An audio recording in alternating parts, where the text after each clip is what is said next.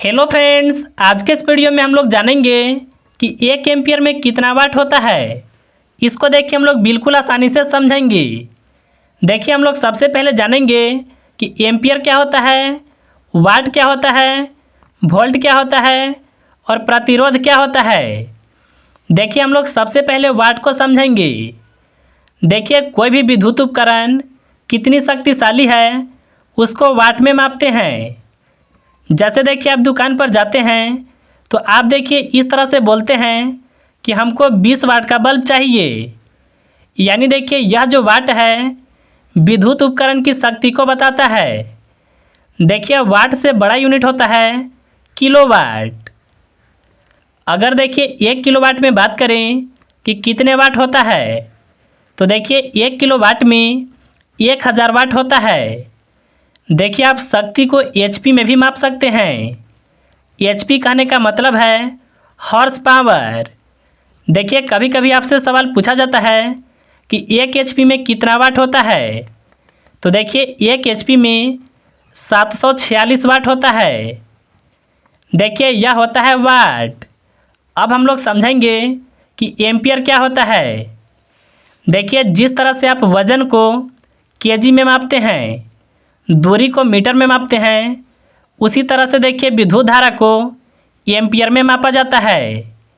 यानी देखिए एम्पियर कहने का मतलब यह है, आपको देखिए पता होगा कि तार के अंदर करंट फ्लो करता है। यानी देखिए किसी भी तार के अंदर करंट की कितनी मात्रा फ्लो हो रहा है उसको एम्पियर में मापते हैं। इसके बाद देखिए वोल्ट। देखिए वोल्ट एक तरह का बल होता है जो देखिए तार में विद्युत करंट को धक्का देने का काम करता है। यानी वोल्ट जो है एक बल होता है। इसके बाद देखिए प्रतिरोध। देखिए प्रतिरोध एक तरह का अवरोध होता है जो देखिए विद्युत करंट को आगे बढ़ने में यह विरोध करता है। और देखिए प्रतिरोध को मापा जाता है ओम में। अब चलिए हम लोग समझेंगे कि आखिर 1 एम्पियर में कितने वाट होते हैं। चलिए हम लोग सबसे पहले समझते हैं कि आखिर 1 एम्पियर होता कितना है। तो देखिए 1 एम्पियर कहने का मतलब है कि 1 कूलम्ब प्रति सेकेंड। यानी देखिए किसी भी तार में अगर 1 कूलम्ब आवेश प्रति सेकेंड प्रवाहित होती है तो वह करंट 1 एम्पियर का होता है। देखिए आपसे कभी कभी सवाल पूछा जाता है कि 1 एम्पियर में कितने इलेक्ट्रॉन होते हैं। तो देखिए 1 एम्पियर बराबर होता है 6.25 गुना 10⁻18।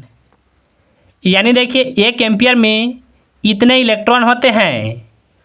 अगर देखिए आपसे पूछ दिया जाए कि 2 एम्पियर में कितने इलेक्ट्रॉन होते हैं तो देखिए इसको पता करने के लिए आपको यह मान में 2 से गुना करना होगा। तो इसके लिए देखिए आप केवल यह संख्या में 2 से गुना करेंगे। 2 से गुना 6 में करें तो यह होगा 12। 2 से गुना 25 में करें तो यहाँ पर देखिए होगा 50। और देखिए यहाँ पर है 10⁻18 तो यह इसी तरह से रहेगा। यानी देखिए 2 एम्पियर बराबर इतना इलेक्ट्रॉन होगा। अब चलिए हम लोग समझेंगे कि आखिर 1 एम्पियर में कितने वाट होता है। देखिए इसको समझने के लिए आपको सबसे पहले पावर सप्लाई को समझना होगा। देखिए 2 तरह का सप्लाई होता है। एक होता है डीसी सप्लाई और एक होता है एसी सप्लाई। डीसी कहने का मतलब है डायरेक्ट करंट जो हम लोग को बैटरी से मिलता है। और एसी कहने का मतलब है अल्टरनेटिंग करंट जो देखिए हम लोग के घरों तक आता है। देखिए हम लोग सबसे पहले समझेंगे डीसी के केस में। तो इसके लिए देखिए आपको एक फार्मूला ध्यान में रखना होगा। वाट बराबर होता है वोल्टेज गुना एम्पियर। यानी देखिए आप यह फार्मूला से वाट निकाल सकते हैं, वोल्टेज निकाल सकते हैं और एम्पियर निकाल सकते हैं।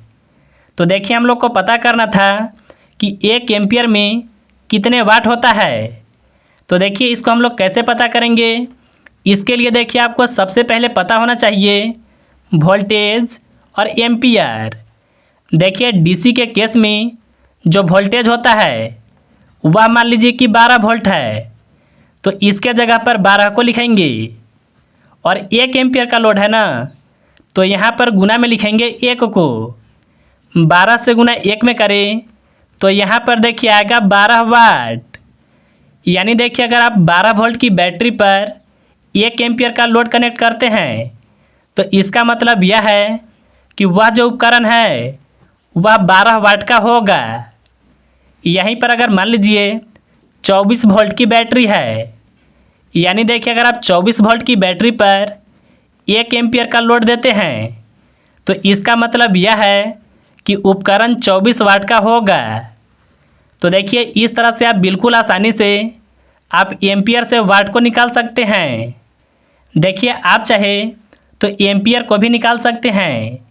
इसके लिए फार्मूला क्या होगा, इधर देखिए एम्पियर के साथ यह जो वोल्टेज है यह है गुना में, बराबर किस पर आएगा, तो यह हो जाएगा भाग में। यानी देखिए एम्पियर निकालने के लिए फार्मूला होता है, अगर देखिए आप वाट में वोल्टेज से भाग लगा देते हैं तो आपका एम्पियर निकल करके आ जाएगा। जैसे देखिए एग्जाम्पल के तौर पर आप यहाँ पर समझिए, यहाँ पर देखिए वाट में वोल्टेज से भाग लगाना है ना। जैसे देखिए यहाँ पर 12 वाट है तो वाट के जगह पर 12 को लिखेंगे। और यहाँ पर देखिए हम लोग वोल्टेज लिए थे जो कि 12 था, तो इसमें देखिए हम लोग 12 से भाग लगाएंगे। देखिए 12 से 12 कटेगा एक बार में, यानी देखिए यहाँ पर हम लोग का निकल कर क्या गया एम्पियर, जो कि देखिए यहाँ पर 1 एम्पियर लिए थे। तो देखिए आप इस फार्मूला से एम्पियर को भी निकाल सकते हैं। अब चलिए हम लोग समझेंगे कि एसी के केस में किस तरह से होता है।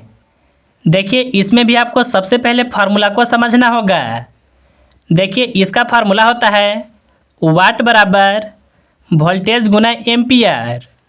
और देखिए इसमें एक वैल्यू और भी ऐड होता है, वह होता है कोस फाई का। अब देखिए आपके मन में सवाल होगा कि यह कोस फाई क्या है, तो देखिए यह होता है पावर फैक्टर की वैल्यू। देखिए एसी करंट में आपको पावर फैक्टर का वैल्यू लेना होता है, जबकि देखिए डीसी करंट में पावर फैक्टर का वैल्यू नहीं होता है, या फिर देखिए इसमें लिया जाता है तो 1 लिया जाता है। अब चलिए हम लोग समझेंगे कि आखिर एसी के केस में 1 एम्पियर में कितने वाट होता है। देखिए हमारे घरों तक जो बिजली आता है वह 230 वोल्ट आता है, तो यहाँ पर देखिए वोल्टेज के जगह पर लिखेंगे 230 को। और 1 एम्पियर का लोड है ना, तो यहाँ पर देखिए लिखेंगे 1 को। और देखिए घरों का जो एवरेज पावर फैक्टर की वैल्यू लिया जाता है वह 0.8 लिया जाता है, तो यहाँ पर देखिए लिखेंगे 0.8 को। अब देखिए इन तीनों संख्याओं का गुना करेंगे। अगर देखिए आप इन तीनों संख्याओं का गुना करते हैं तो आपका आएगा 184 वाट। यानी देखिए एसी के केस में 1 एम्पियर में कितने वाट होंगे, तो वह देखिए 184 वाट होगा। तो देखिए इस तरह से होता है एसी के केस में और डीसी के केस में। तो मुझे उम्मीद है कि आप बिल्कुल आसानी से समझ गए होंगे कि 1 एम्पियर में कितने वाट होता है।